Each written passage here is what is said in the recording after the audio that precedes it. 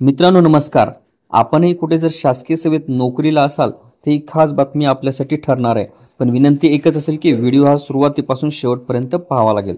चला आता मग आपण आपल्या व्हिडिओकडे वळूयात. दिनांक 11 ऑगस्ट 2025 रोजी लोकसभेमध्ये सरकारला जुनी पेन्शनबाबतचा प्रश्न विचारण्यात आलाय. त्यामध्ये काय म्हटलं ते आता आपण बघूयात. सरकारचा जुनी पेन्शन योजना लागू करण्याचा विचार आहे का, आणि असल्यास तर ही सरकारी ही योजना कधीपर्यंत लागू करणार किंवा त्याबद्दल प्रस्ताव हा सादर करणार, किंवा नसल्यास त्याचे कारण काय.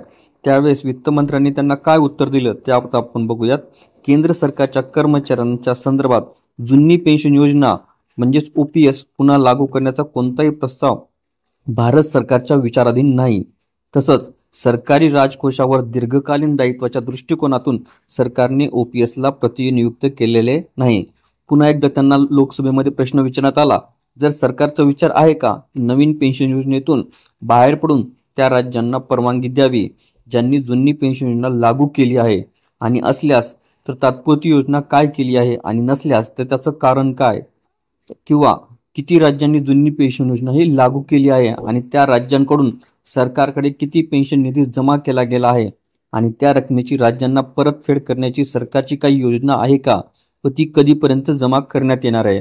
त्यावेळेस वित्तमंत्र्यांनी उत्तर दिलं आहे की ज्या राज्य सरकारांनी आपले किंवा पेन्शन निधी विनियमन आणि विकास प्राधिकरण म्हणजेच PFRDA च्या राष्ट्रीय पेन्शन प्रणालीमधून बाहेर पडण्याचा प्रस्ताव सादर केला आहे, त्या संदर्भात 31/7/2025 पर्यंत NPS अंतर्गत जमा निधीही खालीलप्रमाणे दाखवलेला आहे. त्यामध्ये छत्तीसगडचा आहे जो कोटीमध्ये दिलेला आहे. 22,499.80 कोटी रुपये इतकी निधी ही छत्तीसगड राज्याची जमा झालेली आहे. त्यानंतर हिमाचल प्रदेश, त्यामध्ये 11,111.93 कोटी रुपये एवढी पेन्शन निधीची रक्कम ही हिमाचल प्रदेशची जमा झालेली आहे. त्यानंतर आहे झारखंड राज्य, त्या राज्याची किंमत ही रक्कम ही 14,368.67 कोटी इतकी रक्कम ही जमा झालेली आहे.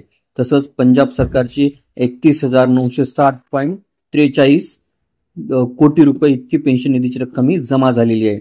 तसंच राजस्थान सरकारची 50,884.11 कोटी एवढी पेन्शन निधीची रक्कम ही जमा करण्यात आलेली आहे.